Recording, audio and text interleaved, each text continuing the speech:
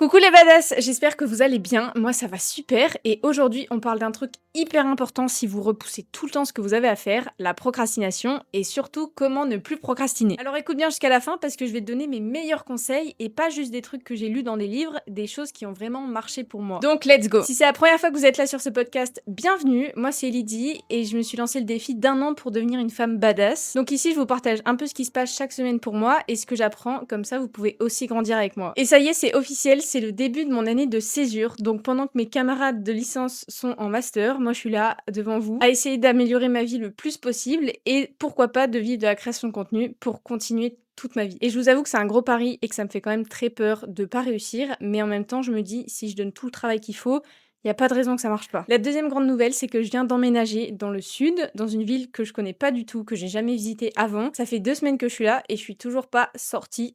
Pour plusieurs raisons. Déjà parce que je passe toute ma journée à faire mes vidéos, que j'arrive à appeler des gens, donc j'ai pas encore de besoin social énorme. Et surtout, comme je vous l'ai dit, j'ai un peu la pression de réussir cette année, donc je mets tout dans le travail. Donc j'ose pas prendre 1 heure ou deux pour sortir parce que je me dis que c'est du temps perdu, qu'à la place je pourrais faire des réels, je pourrais faire des b-rolls, je pourrais faire plein de trucs. Faut que j'arrive à trouver mon équilibre. Maintenant, on va parler de mon obsession de la semaine et je suis surprise parce que je pensais pas du tout être comme ça. Mais ce que j'ai adoré faire cette semaine, c'est le matin en me levant, ouvrir ma fenêtre et prendre un bol d'air. Peut-être parce qu'il fait chaud et que l'air frais le matin fait tellement du bien. Et aussi, c'est une bonne façon de commencer la matinée parce que ça permet de se connecter un peu avec la nature, sachant que je suis dans une ville, donc j'ai moins ce contact avec la nature que j'avais avant. Du coup, ça me rafraîchit, ça me détend et ça me motive à bien commencer ma journée. Maintenant, on va aborder mes difficultés de la semaine et là, il y en a eu quelques-unes. Déjà, dans ma vie perso, je prends beaucoup de temps à faire à manger. En fait, souvent, mon plat typique, c'est pâtes, œufs et une boîte de légumes. Ça a pas l'air hyper bon, mais au moins, ça se fait rapidement. Et moi, c'est vraiment un truc qui compte dans ma journée, c'est que ça aille vite. Et là, j'ai essayé de me mettre à la cuisine. Alors, j'ai essayé de faire des gnocchis maison qui étaient très bons, mais ça m'a pris 2 heures. Et moi, dans ma journée, j'ai pas envie de passer 2 heures à cuisiner. Surtout qu'à chaque fois, je fais un repas pour le midi et le soir, faut que je refasse un repas. Donc, faut que je m'améliore là-dessus pour essayer de batcher et de faire un repas le midi qui me fasse aussi le soir. Parce que même si j'aime bien cuisiner, je passe trop de temps dans la cuisine et j'ai envie d'améliorer ça. Après, un point que j'avais pas envisagé, je sais pas comment je vais me faire des amis ici. Parce que je suis pas étudiante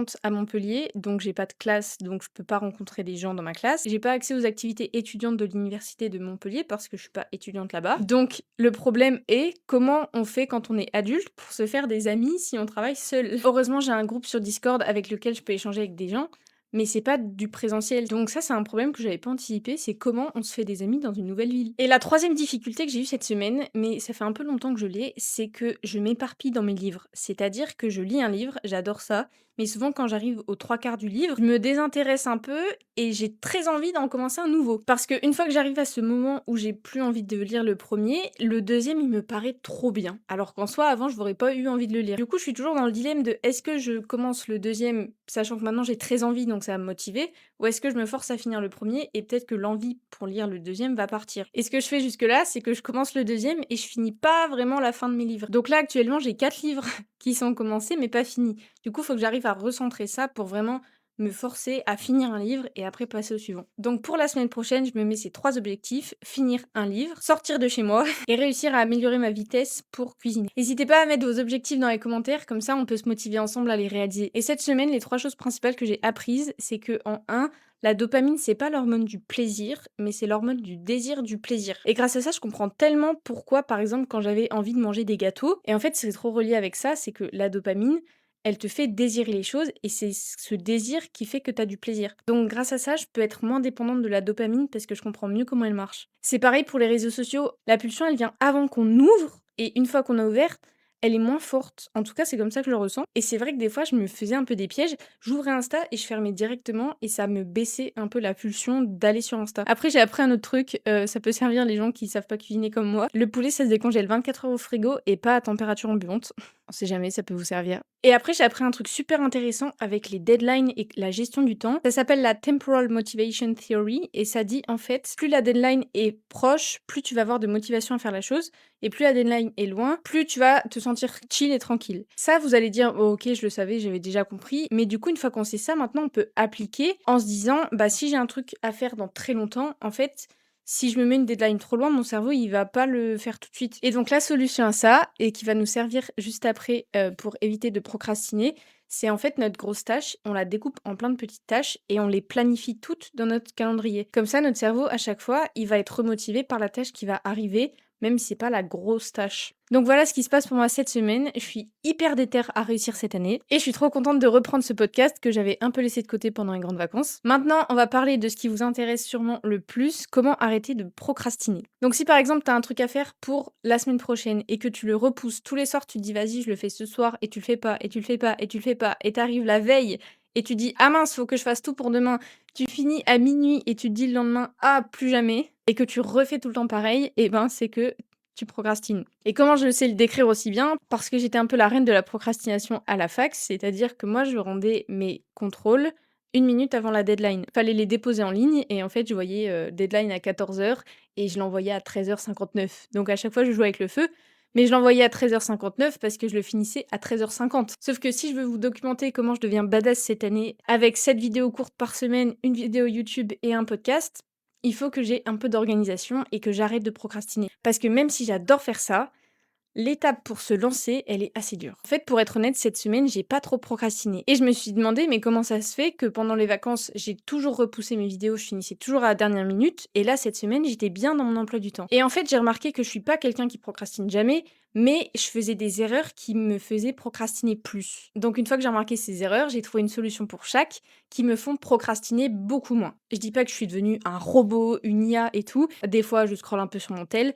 mais j'arrive à tenir mes deadlines et à faire ce que j'ai à faire. Déjà, la première erreur, c'est le manque de clarté. Donc par exemple, tu as un devoir à faire qui est dans 2 mois, et en fait, tu sais pas combien de temps ça va te prendre et tu sais pas exactement les étapes que tu dois faire. Forcément, tu vas revenir chez toi et tu vas te dire OK, j'ai ça à faire. Mais ça va être dur de se mettre dans l'action parce que, en fait, tu sais pas, c'est assez flou. Et en fait, ça me faisait ça pour les vidéos. Je savais ce que je devais produire, mais je savais pas quoi faire, de quoi parler. Et à chaque fois, c'était comme un gros brouillard et ça me bloquait parce que je savais pas où aller. Donc, j'ai trouvé une technique d'organisation qui est pour moi la plus efficace. Tous les dimanches matins, la seule chose que j'ai à faire dans la matinée, c'est de planifier ma semaine. Ça peut paraître un peu chiant. On peut se dire, vas-y, c'est dimanche, j'ai envie de rester dans le canapé, de me lever, de rien faire.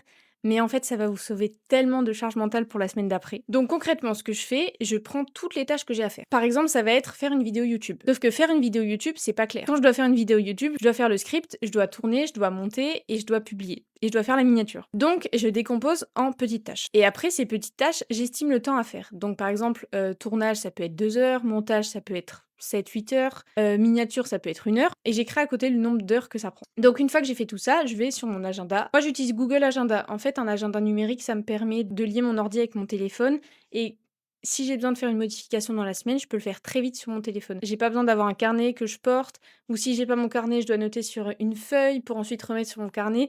C'est que des choses qui vont faire que je vais oublier des choses. Donc je prends mon agenda et la première étape, c'est la plus importante, c'est de mettre dans votre agenda les indispensables. Les indispensables, c'est par exemple un rendez-vous chez le médecin, une séance de sport que vous repoussez tout le temps parce qu'à chaque fois vous dites ouais, je la ferai après. Si c'est un indispensable, que ça compte pour vous, mettez-la en premier. Ça peut être les déplacements, ça peut être aller chercher les enfants à l'école, ça peut être les cours. C'est vraiment ce qui est pas flexible. Une fois que vous avez le pas flexible, là vous commencez à regarder un peu vos sous-tâches et vous les mettez dans votre calendrier. Sauf que lesquels on met en premier? Très bonne question. En fait, ce qui est bien, c'est d'utiliser la matrice d'Eisenhower. En fait, c'est un classement en 4 catégories, c'est tout simple. Donc moi, je classe en urgent important, important, secondaire, pas important, pas urgent. Donc une fois que vous avez catalogué vos activités comme ça, par exemple, pour moi, urgent, ça sera faire le tournage. Secondaire, ça sera faire le montage, parce que je peux pas faire le montage s'il n'y a pas eu le tournage. Ou par exemple, lire un livre, ça va être moins important que de sortir une vidéo. Donc je vais le mettre dans mon agenda, mais en moins urgent. Avec cette technique, c'est important d'être honnête avec soi-même. C'est-à-dire, dites-vous pas que vous allez faire la tâche en 1 heure si en vrai vous savez que vous mettez 2 heures. Vaut mieux mettre carrément plus pour être sûr de la faire dans le temps imparti que de se dépêcher d'avoir des tâches qui se chevauchent, ça va vous stresser. Et le super secret, c'est de mettre toutes ces tâches en jaune. Pourquoi en jaune? Parce que si vous l'avez faite, vous la changez en vert, et si vous l'avez pas faite, vous la changez en rouge, et comme ça, vous savez qu'il faut la faire pour la semaine d'après. C'est des petits trucs, mais c'est super utile. Comme ça, vous voyez votre emploi du temps, et vous voyez direct ce que vous avez fait, donc vous êtes fier de vous, et vous voyez ce que vous n'avez pas fait si vous l'avez pas fait, et vous dites, ok, bah ça, je le mets pour la semaine pro. Et vous vous dites peut-être que organiser sa semaine comme ça fait un peu robot, un peu trop dur, un peu, il n'y a pas de flexibilité, alors que non, c'est tout le contraire. Déjà, ça va vous motiver parce que vous aurez cette clarté dont on parlait. En fait, au lieu de vous retrouver le soir à rentrer chez vous et à vous dire, je sais pas quoi faire ce soir, faut que je fasse ça, ça, ça, je sais pas comment je m'organise, c'est déjà organisé pour vous.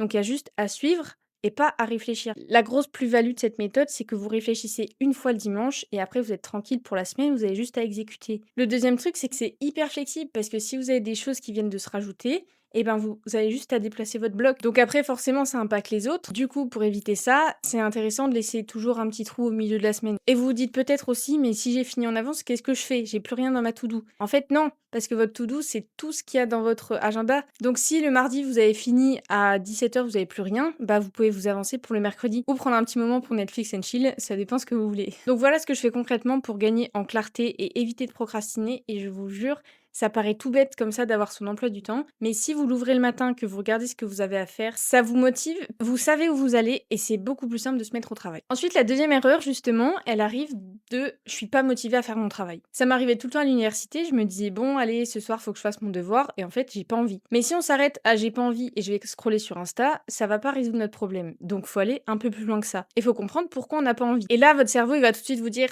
ah, c'est trop dur, j'y arriverai jamais, c'est trop long, j'ai envie de faire autre chose. Et là, tout humain normalement constitué, si on lui présente les choses comme ça, il a pas envie de faire le travail. Donc c'est pas votre faute, c'est normal. C'est juste que vous avez pas la bonne technique d'approche. Et j'ai 3 solutions pour vous qui peuvent peut-être vous aider à dépasser ce stade de ah, j'arrive pas et je fais autre chose. La première, elle est assez connue, c'est la règle des 2 minutes. En fait, au lieu de vous dire allez, je vais faire ça pendant 3 heures, vous vous dites ok, je fais ça pendant 2 minutes. Parce que souvent, le truc le plus dur, c'est de se lancer. Une fois que vous avez sorti vos cahiers, vos classeurs et tout, ça va tout seul. Par exemple, ce podcast, ça fait 40 minutes que je le repousse. Donc je fais autre chose, mais je fais pas mon podcast. Et ce que j'ai fait, je dis bon allez, hop là, ça y est, je sors ma caméra et j'enregistre juste un petit bout. Et en fait, au final, comme j'ai tout sorti, tout configuré, j'enregistre tout le podcast. La deuxième technique que j'ai découvert cette semaine et que j'adore pour éviter de procrastiner et se motiver à faire son travail, c'est de se concentrer sur les bénéfices qu'on gagne. Parce que si vous faites cette activité, vous allez forcément avoir des bénéfices, il n'y a pas que des trucs chiants. Et en fait, la plupart des gens qui procrastinent, c'est parce que quand ils se disent «Ah, j'ai mon devoir à faire», ils pensent direct à ce que ça va leur coûter. Ça va me coûter du temps, ça va être long, ça va être dur à faire, je vais pas y arriver. Mais en fait, ceux qui procrastinent pas, c'est les mêmes personnes, mais ils se concentrent sur ce qu'ils vont gagner. C'est-à-dire, je vais faire cet exercice, mais ça va m'entraîner pour le contrôle. Du coup, au contrôle, j'y arriverai mieux. Ou je vais lire ce livre et ok, ça va me prendre 6 heures, mais je vais gagner des connaissances en plus. Je vais pouvoir enfin arriver dans le top 10 de ma classe. Ou par exemple, j'ai mon sport à faire. Ah, ça va être dur, mais avec ça, je vais avoir des beaux muscles à la fin de l'année. Et en fait, si vous raisonnez comme ça, votre cerveau, il a beaucoup plus envie. C'est motivant de dire, vas-y, tu vas gagner ça. Et c'est tout bête, mais ça marche. Moi, j'avais beaucoup ça pour le bac. Tous les samedis matins, je me levais et je prenais mon Anabac et je révisais à fond. Et même si ça me saoulait parce que personne n'a envie de faire ça un samedi matin, je me disais, grâce à ça, je vais pouvoir mieux comprendre et je vais pouvoir avoir une bonne note au bac. Et après, la troisième technique qui peut marcher aussi, c'est de se forcer. Et comment on fait ça? Il y a plusieurs moyens. Soit on écoute un truc motivant, soit on imagine ce qu'on va perdre si on fait pas ça, parce que le cerveau, il a beaucoup l'aversion à la perte, c'est-à-dire il veut vraiment pas perdre quelque chose. Donc si vous dites, bah par exemple, si je travaille pas là, je vais pas avoir le métier que je veux. Sinon, vous pouvez vous engager avec quelqu'un, ou même pousser le truc encore plus loin et dire, si là je fais pas mon travail, je dois t'offrir un McDo demain. Par exemple, des fois, j'ai pas trop envie de faire une vidéo et je me dis, pense aux gens que tu vas impacter. Et c'est un peu mon why d'inspirer les gens à vivre la vie qu'ils veulent. Et du coup, je me dis, c'est dommage de pas pouvoir aider si je peux. Sinon, pour me motiver un peu plus brusquement, je me dis, j'ai des gens qui croient en moi, j'ai pas envie de les décevoir, alors il faut que j'assure. Donc vous voyez, vous pouvez réussir à trouver des petites techniques comme ça qui arrivent à un peu hacker votre cerveau, parce que c'est vous qui contrôlez votre cerveau, faut pas vous faire contrôler par le cerveau qui dit, ah non, ça va être dur, j'ai pas envie, oh là là. Il faut vraiment trouver des trucs pour éviter d'être dans cet état-là. Et grâce à tout ça, cette semaine, j'ai pas eu de mal à me mettre au travail, ou quand j'ai un peu de mal, par exemple là, avec lancer le podcast, et ben je me remémore ces techniques, j'en choisis une, je l'utilise, si elle marche pas, j'en essaye une autre, et au bout d'un moment, mon cerveau, il va bien se mettre en marche. Oubliez pas que c'est vous qui maîtrisez votre vie, et ce qui compte, c'est de pas regretter quand vous aurez 70 ans, de pas avoir fait le truc aujourd'hui qui aurait pu changer votre vie. Parce que ce truc saoulant, même si vous le repoussez, dans tous les cas, faudra le faire. Donc autant prendre le taureau par les cornes et choisir vous-même quand vous allez le faire, c'est plus fun que de se retrouver à minuit à finir votre devoir à la va-vite. Voilà, je vous ai donné tous mes conseils pour éviter de procrastiner. C'est tout ce que j'utilise au quotidien et ça m'aide énormément. J'espère vraiment que ça va vous aider. Essayez vraiment de le faire parce que souvent on regarde juste les vidéos et on n'essaye pas et en fait notre vie elle reste pareille. Dimanche, prenez 30 minutes et essayez de mettre des blocs dans votre emploi du temps pour voir un peu ce que vous pouvez faire. Ça vous donnera beaucoup plus de clarté sur votre semaine et c'est lié avec la citation de la semaine qui est pour bouger une montagne, il faut commencer par les premières pierres. C'est-à-dire si vous avez un énorme projet, faut commencer par la première étape. Ça peut être juste 2 minutes, ça peut être juste un petit morceau du projet. Mais en tout cas, il faut vraiment commencer, sinon votre montagne, elle bougera jamais. N'hésitez pas à laisser un commentaire sur ce que vous avez pensé de l'épisode, ou si vous avez des idées ou des choses dont vous avez envie que je parle en particulier. Sinon, en attendant, si vous voulez m'envoyer un message ou juste me soutenir, je suis sur tous les réseaux, c'est elitzy-badass. En attendant, moi je vous dis à la semaine prochaine, parce que ce podcast, c'est toutes les semaines. Et n'oubliez pas qu'il y a que vous qui pouvez créer votre vie de rêve, alors foncez. Et moi je vous dis bisous badass.